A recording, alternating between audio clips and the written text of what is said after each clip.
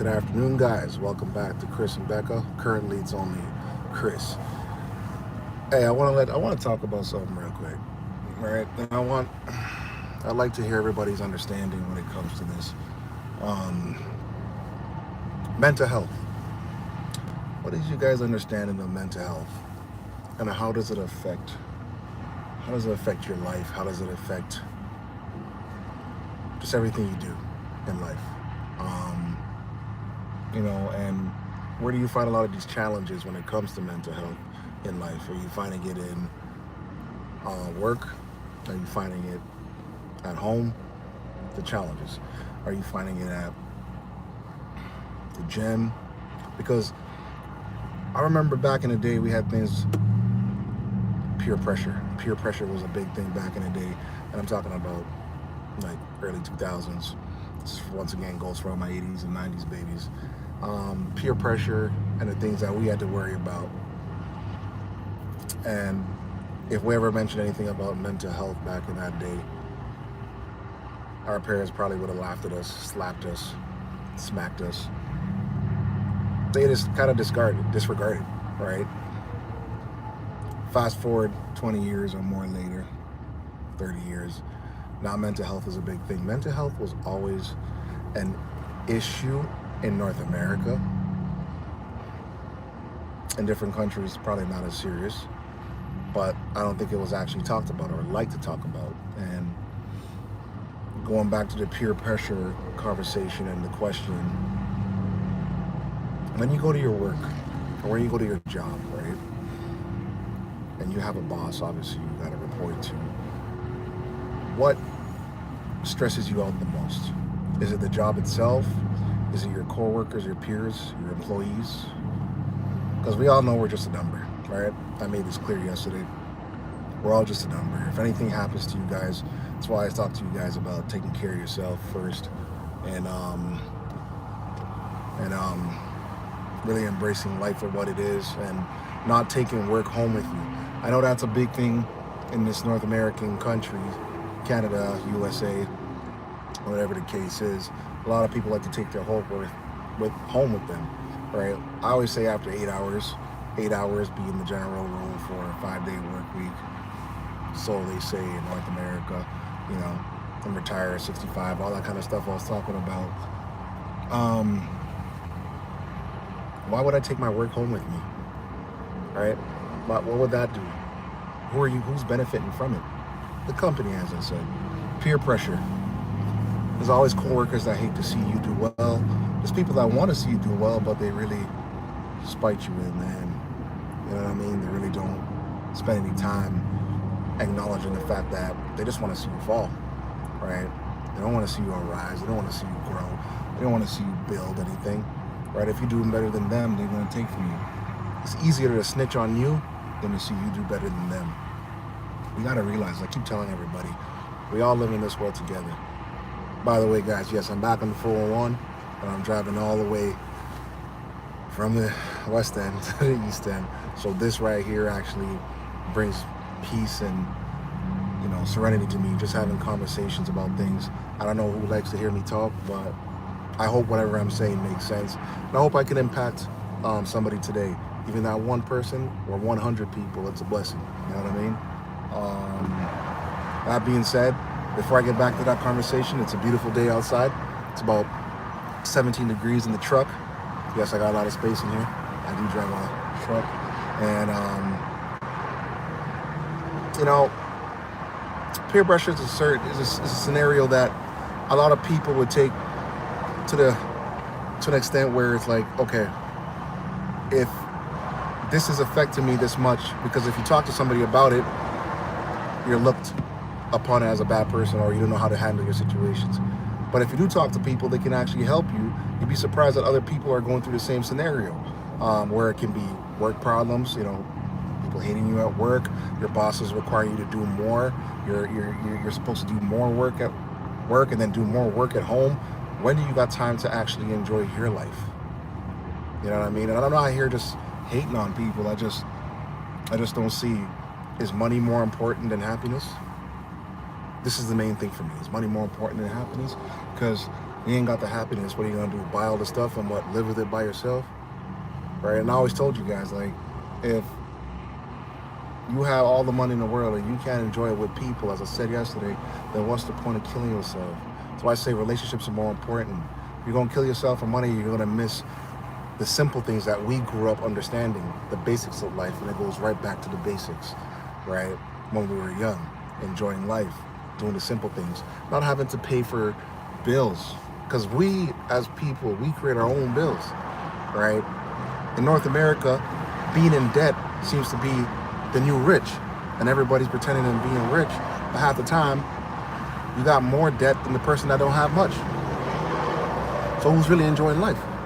Now, if I talk about countries like the Philippines and Thailand, which is a whole different scenario, China and whatnot, why are those, and I'm just talking about Asian countries in general, it could be India, it could be anywhere, why are those countries doing better than America and North America? Because the big thing here is come over, once again, get a job, get paid $50, $60 an hour, and when you subtract 30% of your wages to the overtime that you did that basically went into taxes, and that extra overtime you did, by the time you get home and you see your paycheck, you just paid for half the people that touch down in this country that are living off your wages, 30% of taxes, so you don't make 100K, you make about 70. You subtract that to gas, to food, to groceries, to your mortgage or rent.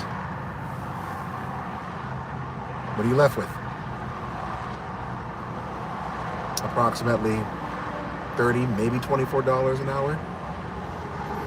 You're lucky if you even have $1,000 to basically play with at the end of the month.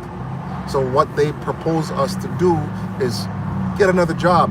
Why? So I can pay more taxes and have less time to spend with myself or my family. And then when I get out of that. So I propose to people, invest into yourself. I did say that before. Invest into yourself. Invest into your health. Invest into your wealth. But I know it's easier said than done. But remember, I don't like hearing that easier said than done mentality, because if we ain't doing it, then it really ain't that easy. Because if we ain't try it, how do you know it can't be done? You know what I mean? Since COVID has happened, businesses have shut down in America and Canada. Okay? Businesses I never expected. Sears. You know, Hudson Bay is going down the road. Probably a whole bunch of businesses that you guys could even tell me and that I can't even basically bring up. You know, people, I don't know, for COVID, I pray for all the families that lost loved ones, you know, but I just think the whole world has changed since that. SARS was one thing, and it goes back to other scenarios that we had, but COVID really changed the world, y'all.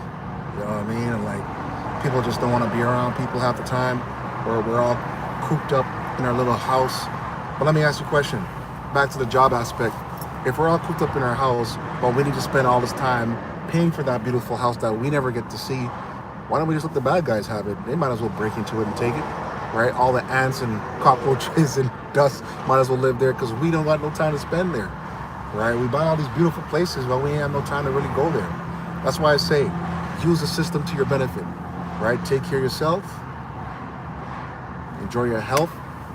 You don't got to go to the gym, but do a little workout, right? Because you don't want to feel pain. You don't want to be in strollers and crutches at age 65. You don't want to retire at 65 and think that you're going to live your life after that. Trust me, that ain't no dream, man. They sold you that dream in North America. Where did it leave us? Nowhere. The thing is, I believe we see it now. You got social media. Okay. There are so many fake things on social media talking about you can be a social media influencer if you don't know what you're talking about. I'm not saying you can't do it, but there's so many jobs online that you can do. You can be a cleaner for all I care, right? You can take garbage out, man. You probably live a better life than half of us that are basically going to a business, supporting somebody's business.